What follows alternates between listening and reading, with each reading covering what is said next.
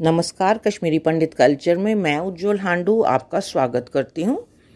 देश के अलग अलग भागों में रहने वाले सभी लोगों की अपनी एक पारंपरिक वेशभूषा होती है जो कि उस इलाके की जलवायु पर निर्भर करती है। ये वेशभूषा ही उनकी पहचान बन जाती है।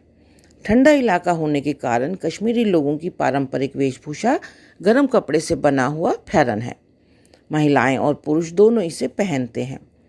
सिर को ढकने के लिए पुरुष दस्तार पहनते हैं और महिलाएं तरंग। यही परिधान विवाह जैसे उत्सवों में दूल्हा दुल्हन की पोशाकों में भी दिखाई पड़ते हैं। आज बदली हुई परिस्थितियों में रोज़मर्रा में तो पारंपरिक वेशभूषा का चलन समाप्त हो गया है, लेकिन आज भी कश्मीरी पंडित परिवारों में विवाह के दिन बेटियों को तरंग ज़रूर पहनाया जाता है, जबकि फैरन की जगह साड़ी और लहंगा चोली ने ले ली है। तरंग पहने हुए कश्मीरी दुल्हन बहुत ही सुंदर दिखाई पड़ती है। तो चलिए आज के वीडियो में हम तरंग की ही बात करते हैं। दुल्हन को तरंग पहनाने का काम उसकी बुआ करती है। जैसे ही वह ये शुभ काम शुरू करती है तो कश्मीरी रीति के अनुसार घर की कोई लड़की बुआ को जंग की थाली लगाती है। अब सबसे पहले वह दुल्हन के सिर पर थोड़ा सा तेल लगाकर उसकी कंघी करती हैं।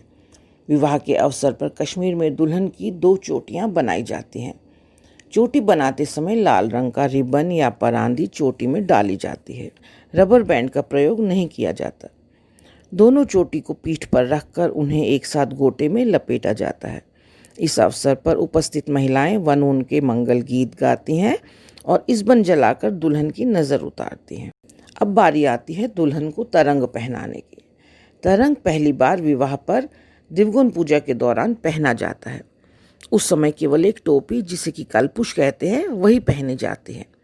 विवाह के दिन कलपुष पर एक सफ़ेद जालीदार रेशमी कपड़ा, 2-2.5 मीटर सफ़ेद कपड़े का एक रिबन और एक चमकदार रिबन भी पहनाया जाता है।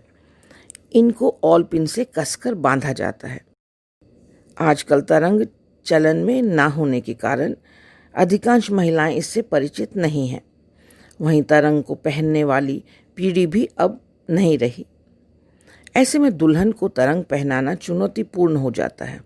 तो चलिए वीडियो में आगे जानते हैं कि तरंग किस तरह पहनाया जाता है। सबसे पहले दुल्हन को कलपुष पहनाया जाता है, जो कि लाल रंग के पश्मीना या रफल जैसे गर्म कपड़े से बना होता है। टोपी के बीचों बीच जरी का काम भी होता है।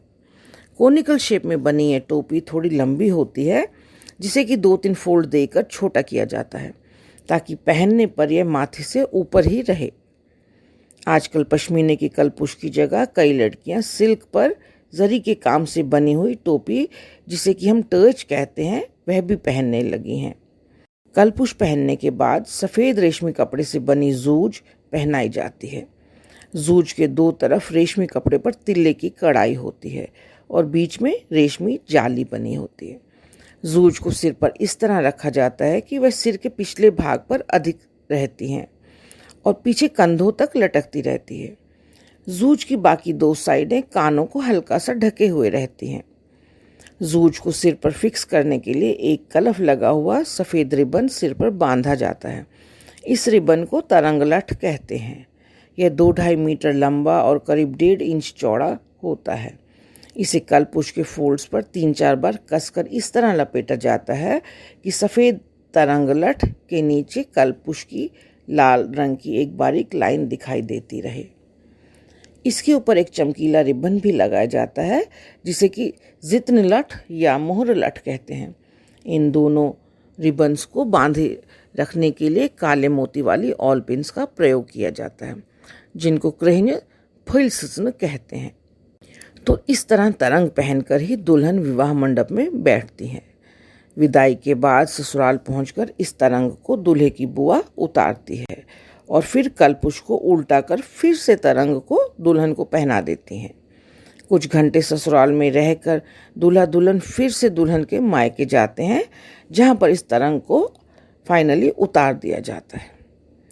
कहते हैं कि तरंग पहनने वाली महिला पर शिव शक्ति का आशीर्वाद बना रहता है। तरंग का कलपुष शक्ति का प्रतीक माना जाता है, वहीं जूज और तरंग लठ शिव का प्रतीक है। विवाह के अवसर पर हमारी बेटियां गर्व से ये तरंग पहने और अपने मित्रों को भी अपनी संस्कृति से अवगत कराएं। तो यह था तरंग पर मेरा वीडियो। आशा करती हूँ आपको पसंद आया होगा।